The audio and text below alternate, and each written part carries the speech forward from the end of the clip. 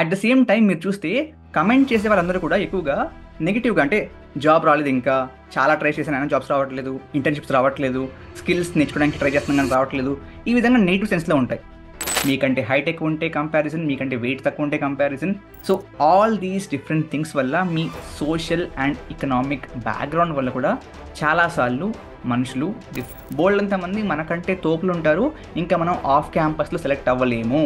Take this for granted. ఎప్పుడు కూడా మీలో ఇన్ఫీరియారిటీ కాంప్లెక్స్ వచ్చి తీరుతుంది. కాబట్టి సోషల్ మీడియాలో మీరు చూసేదంతా నిజమనుకోవడం అంతకంటే పెద్ద ఫులిష్నెస్ ఇంకేం లేదు. అంటే సి, నేను ఈ ఏజ్లో ఇల్లు కొనుక్కున్నాను, ఈ ఏజ్లో కారు కొనుక్కున్నాను, ఈ ఏజ్ సైకిల్ కొనుక్కున్నాను, ఈ ఏజ్ ల్యాప్టాప్ కొనుక్కున్నాను, కొనుక్కొనివ్వండి. అందరికీ నమస్కారం, welcome back to Vamshi Bhavani.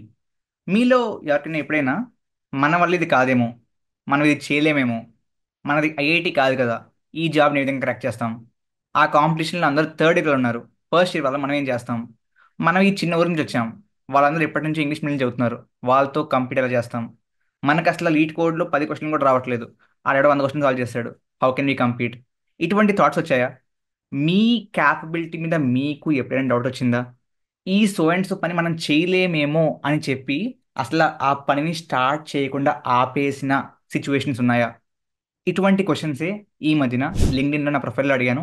And majority of people yes అని చెప్పి కమెంట్ చేశారు. అండ్ మీలో కూడా చాలామంది ఈ క్వశ్చన్కి ఆన్సర్ ఎస్ అని చెప్తారనుకుంటున్నాను. జస్ట్ ప్లీజ్ క్విక్గా కమెంట్స్లో ఎస్ ఆర్ నో అని చెప్పి కమెంట్ చేయండి. బట్ ఒకవేళ మీ ఆన్సర్ ఎస్ అయితే దానికి కారణం ఇన్ఫీరియారిటీ కాంప్లెక్స్. పెద్ద పెద్ద అదేదో తప్పులా కాదు, బట్ చాలామందికి చిన్నప్పటి నుంచి పెరిగిన ఎన్వైరన్మెంట్ బట్టి, చూసిన సిచ్యువేషన్స్ బట్టి ఈ ఇన్ఫీరియారిటీ కాంప్లెక్స్ డెవలప్ అవుతుంది. దీన్ని ఏ విధంగా తగ్గించుకోవచ్చు, ఇబ్బందులు ఏంటి, ఎందుకు వస్తుంది, will discuss all of that in detail. So video నేను వాచ్ చేయండి. సి, ఎడ్యుకేషనల్ కాంటెంట్ ఏఐ అని చెప్పొచ్చు, but basics, foundation of how are human brain works, వీటి గురించి మీకు తెలియకపోతే ఎన్ని స్కిల్స్ నేర్చుకున్నా ఆ కాన్ఫిడెన్స్ లేనప్పుడు దాంతో ఏం చేసుకుంటారు? కాబట్టి ఐ ఫీల్ ఇటువంటి టాపిక్స్ మీకు డెఫినెట్లీ చాలా చాలా అవసరం. మీకు కూడా అదే అనిపిస్తే కమెంట్ చేయండి. లేదన్నా మాకు వద్దు, నార్మల్గా చదివే చెప్పు అనుకుంటే అది కూడా నాకు కమెంట్ చేసి చెప్పండి. నౌ, ఫస్ట్ థింగ్స్ ఫస్ట్, ఈ సిచ్యువేషన్స్ రావడానికి మెయిన్ కారణం ఫస్ట్ ఆఫ్ ఆల్ కంపారిజన్స్. మేజర్గా ఎక్కువ మందికి చిన్నప్పటి నుంచి వాళ్ళ పేరెంట్సో వాళ్ళ టీచర్సో తెలుసో తెలియకో వాళ్ళని మిగతా వాళ్ళతో కంపేర్ చేయడం వల్ల, వీళ్ళు వాళ్ళకంటే తక్కువ అని ఫీల్ అవ్వడం వల్ల చిన్న చిన్నగా ఈ ఇన్ఫీరియారిటీ కాంప్లెక్స్ వస్తూ ఉంటుంది. తనకి మీకంటే మార్క్స్ ఎక్కువ వస్తే కంపారిజన్, మీకంటే హైట్ ఎక్కువ ఉంటే కంపారిజన్, మీకంటే వెయిట్ తక్కువ ఉంటే కంపారిజన్. ఫిజికల్గా, మెంటల్గా డిఫరెంట్ ఆస్పెక్ట్స్లో చిన్నప్పటి నుంచి కంపారిజన్ చాలా చోట్ల మనం చూస్తూ ఉంటాం. అండ్ దానివల్ల ఈ ఇన్ఫీరియారిటీ కాంప్లెక్స్ చాలా మందిలో డెవలప్ అవుతూ ఉంటుంది. సి, ఇన్ఫీరియారిటీ కాంప్లెక్స్ అంటే అదేదో పెద్ద పతంలాగా అనుకోకండి. ఇట్స్ జస్ట్ యూ ఫీలింగ్ లో అబౌట్ యువర్ సెల్ఫ్, అంతే, అంతకుమించి ఏం లేదు. Right? That's reason number 1. Reason number 2, communication అనమాట. మనం అబ్జర్వ్ చేస్తే చిన్నప్పటి నుంచి మన క్లాసుల్లో ప్రతి ఒక్కళ్ళు ఒకేలాగా ఒకే లెవెల్ ఆఫ్ కమ్యూనికేషన్ స్కిల్ కలిగి ఉండరు, ఒకే లెవెల్ ఆఫ్ వొకాబులరీని యూజ్ చేయరు. కొంతమంది హైఫై ఇంగ్లీష్ వర్డ్లు వాడతారు, కొంతమంది వాడకపోవచ్చు. రైట్? ఈ కమ్యూనికేషన్ స్కిల్ వల్ల కూడా మీరు ఒకవేళ మిగతా వాళ్ళకంటే బాగా ఆర్ వాళ్ళలా మాట్లాడలేకపోతున్నాం అనే ఫీలింగ్ వచ్చినా సరే ఈ ఇన్ఫీరియారిటీ కాంప్లెక్స్ చాలా మందిలో డెవలప్ అవుతుందంట. And all these is based on different studies. Number 3 is based on background comparison. So it can be again different things. మీ ఫ్యామిలీ ఇన్కమ్ని బట్టి, మీరు ఏ ఊరు నుంచి వచ్చారు దాన్ని బట్టి, మీరు చిన్నప్పుడు ఇంగ్లీష్ మీడియమా కాదా దాన్ని బట్టి. So all these different things వల్ల మీ సోషల్ అండ్ ఎకనామిక్ బ్యాక్గ్రౌండ్ వల్ల కూడా చాలాసార్లు మనుషులు డిఫరెంట్ సిచ్యువేషన్స్లో లో ఫీల్ అవుతారు. అండ్ స్లోగా ఇన్ఫీరియారిటీ కాంప్లెక్స్ డెవలప్ అవుతూ ఉంటుంది. Reason number 4 is skill gap, అంటే యాక్చువల్ స్కిల్ గ్యాప్. మీ క్లాస్లో ఒక అబ్బాయి లెట్స్ 2 మంత్స్లో 100 లీట్ క్వశ్చన్ సాల్వ్ చేశాడు, మీరు మాత్రం అటు తిప్పి ఇటు తిప్పి 5 క్వశ్చన్ కూడా సాల్వ్ చేయలేదు. ఆ 5 కూడా సొల్యూషన్ చూసి సాల్వ్ చేశారు. సో ప్రాబ్లీ మీరేమనుకుంటారు, తనకి 2 మంత్స్లో ఇన్ని క్వశ్చన్స్ తనే సాల్వ్ చేయగలిగాడు మన క్లాస్లో అబ్బాయి. ఇంకా మొత్తం సొసైటీలో ఈ బ్యాచ్లో మనతో పాటు పాస్ అయ్యే వాళ్ళలో బోల్డ్ మంది మనకంటే తోపులు ఉంటారు, ఇంకా మనం ఆఫ్ క్యాంపస్లో సెలెక్ట్ అవ్వలేము అనే ఫీలింగ్కి వచ్చే ఛాన్సెస్ చాలా చాలా ఉంటాయి. And that's again one more big reason of inferiority complex. But the actual point is, మనం అందరం కూడా ఎప్పుడు కూడా తెలుసో తెలియకో ఫోకస్ చేసేది అవుట్పుట్ మీద.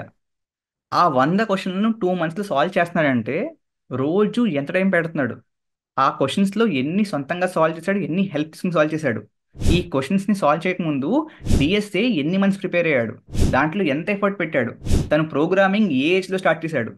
ఇఫ్ ఆ పారామీటర్స్ అన్ని మీరు కూడా చేస్తే, మేబీ మీరు కూడా అంతే ప్రిపేర్ అవుతే తనకంటే ఫాస్ట్గా 100 క్వశ్చన్ సాల్వ్ చేయగలుగుతారేమో.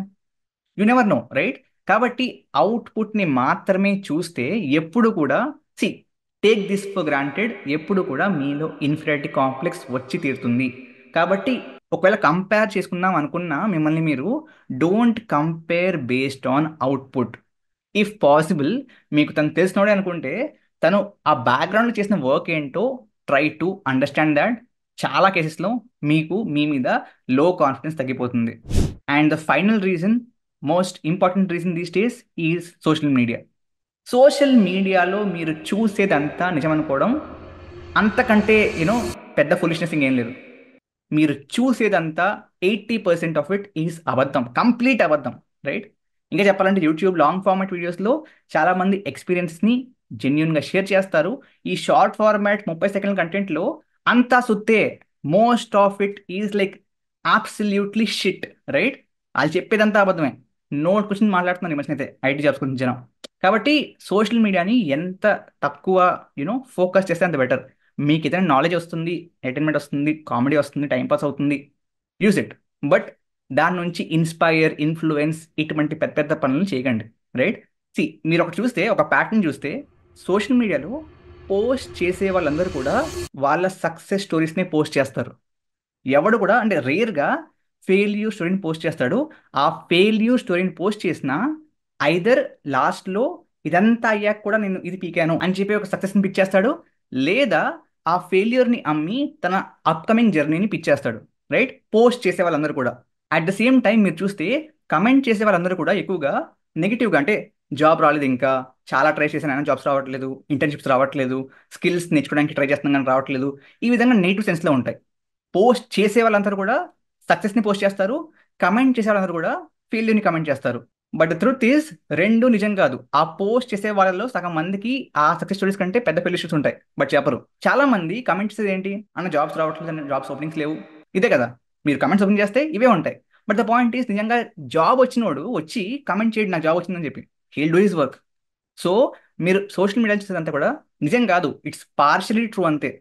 సో మీకు ఏ సంగతి గురించి కంప్లీట్ పిక్చర్ ఉండదు సోషల్ మీడియాలో. కాబట్టి ఆ తెలిసిన కొంచెం కంటెంట్ గురించి ఆలోచించి ఐదర్ మోటివేట్ అయిపోవడం ఆర్ డీమోటివేట్ అయిపోవడం చేయకండి. Okay? So that's again one more big reason of inferiority complex. నా దీనివల్ల ఇబ్బందులు ఏంటి? నెంబర్ వన్, ఆపర్చునిటీస్ మిస్ అవ్వడం. చాలాసార్లు ఈ విధంగా లో కాన్ఫిడెన్స్ వల్ల ఆపర్చునిటీస్ వైపు వెళ్ళరు. మీకు ఛాన్స్ ఉన్న ఒక స్పెసిఫిక్ పెద్ద కంపెనీ రేపు ఓపెనింగ్ ఉంది, దీన్ని మనం ఏం క్రాక్ చేస్తాం లేరా, ఇదే రాలేదు అదేమొస్తుంది అని చెప్పి అప్లై చేయడమే మానేయచ్చు. చాలా మంది చేస్తారు అలాగా. మీరు కూడా ఎప్పుడొకటి చేసే ఉంటారు అలాంటివి. మీలో ఎంతమంది నిజంగా మీ కాలేజ్లో వచ్చిన ప్రతి హ్యాకథాన్కి అటెండ్ అయ్యారు, వచ్చిన ప్రతి ఆపర్చునిటీకి అటెండ్ అయ్యారు, వచ్చిన ప్రతి కాంపిటీషన్కి పార్టిసిపేట్ చేశారు? కారణం ఏంటి? అది ఏం చేస్తాలే మనం, మనకేం వస్తుంది, రైట్? నో. అంటే మీకు తెలియదు గైస్, అంటే మీరు చూస్తే ప్రపంచంలో అన్ని పెద్ద పెద్ద సక్సెస్ స్టోరీస్ కూడా అబ్సల్యూట్లీ చిన్న బ్యాక్గ్రౌండ్ నుంచి, డబ్బులు అవ్వచ్చు, స్కిల్ అవ్వచ్చు, ఏదైనా ఫిజికల్గా మెంటల్గా తక్కువ నుంచి వచ్చిన వాళ్ళే, రైట్? పెద్ద పెద్ద సక్సెస్ స్టోరీస్ అన్ని కూడా. కాబట్టి you never know, please put that effort. Number two, మీరు మిస్ అయ్యేది ఏంటంటే ఈ ఇన్ఫీరియారిటీ కాంప్లెక్స్ వల్ల మీరు సరిగ్గా కమ్యూనికేషన్ చేయలేరు. ఆ భయంతో వాటితో మనమే మాట్లాడతాం. ఇంటర్వ్యూకి వెళ్ళారు, ఓకే, 10 మంది కూర్చున్నారు మీతో పాటు, మీరు 8వ మంది, రైట్? మీకంటే ముందు 7 మంది కూడా, అంటే చూడడానికి వాళ్ళ రెజ్యూమ్లు అన్నీ కూడా బాగున్నాయి, వీళ్ళే వీళ్ళు వచ్చేసారు ఇంకా మనల్ని ఏమైనా తీసుకుంటారని చెప్పి కాన్ఫిడెన్స్తో, ఆ లో కాన్ఫిడెన్స్తో మీరు వెళ్ళి సరిగా మాట్లాడలేరు. సో ఇన్ఫీరియారిటీ కాంప్లెక్స్ ఉంటే కమ్యూనికేషన్ బ్లాకేజ్ ఏర్పడుతుంది, which again not good. Number three disadvantage is mental health. మిమ్మల్ని మీరే తక్కువ చేసుకుంటూ ఆలోచిస్తే ఇంకా మీరు హ్యాపీగా ఎలా ఉండగలుగుతారు? And just think of one thing guys, లైఫ్లో ఎవరికైనా ఉండవలసిన గోల్ సో అండ్ సో డబ్బులు సంపాదించాలి, ఇల్లు కొనుక్కోవాలి, కారు కొనుక్కోవాలి, ఇది కాదు. హ్యాపీగా ఉండాలి గైస్. ఎందుకు చెప్పండి simple, like why are you trying to earn money? ఎందుకు? ఓకే, XYZ కొనుక్కున్నారు, డబ్బులు వచ్చేసాయి, ఓకే, ఇంకా ఇంకా లైక్ మీకు కొనుక్కుందాం అనుకున్నాను కొనేసుకున్నారు, రైట్? ఇంకా డబ్బులు ఉన్నాయి, సంపాదిస్తున్నారు, దేనికి? Like what's the goal? హ్యాపీగా ఉండాలి కదా, నైట్ ప్రశాంతంగా పడుకోగలరు కదా. So think about those lines, right? అంటే సి, నేను ఈ ఏజ్లో ఇల్లు కొనుక్కున్నాను, ఈ ఏజ్లో కార్ కొనుక్కున్నాను, ఈ ఏజ్లో సైకిల్ కొనుక్కున్నాను, ఈ ఏజ్లో ల్యాప్టాప్ కొనుక్కున్నాను. కొనుక్కొనివ్వండి. లెట్స్ ఏ 23 ఇయర్స్లో ఒకళ్ళు ఫర్ ఎగ్జాంపుల్ బంగ్లా కొనుక్కున్నారు, రైట్? మీరు 30 ఇయర్స్ కొనుక్కున్నారు. నష్టం ఏంటి? As long as you happy in the journey, right? So ఈ మెంటల్ పీస్ని పోగొట్టుకోకండి just because of comparing with others and thinking yourself as low. And one more thing is, మీ learning path కూడా ఆగిపోద్ది. Like తను ఎవడో 100 క్వశ్చన్లు lead కూడా సాల్వ్ చేసుకెళ్ళాడు, మనం మూడే చేస్తున్నాం, నాలుగే చేస్తున్నాం అన్నప్పుడు ఆ చదువుకుందాం అనే మోటివేషన్, ఇంట్రెస్ట్ మొత్తం పోతుంది. ఎలాగ పేకిలిని వాడు అడగలిగిపోతాం మనకి అని చెప్పిన ఫీలింగ్తో, రైట్? కాబట్టి సి, ఈ కంప్లీట్ వీడియో యొక్క ముఖ్య ఉద్దేశం ఏంటంటే, మిమ్మల్ని మీరు అండర్ ఎస్టిమేట్ చేసుకోకండి.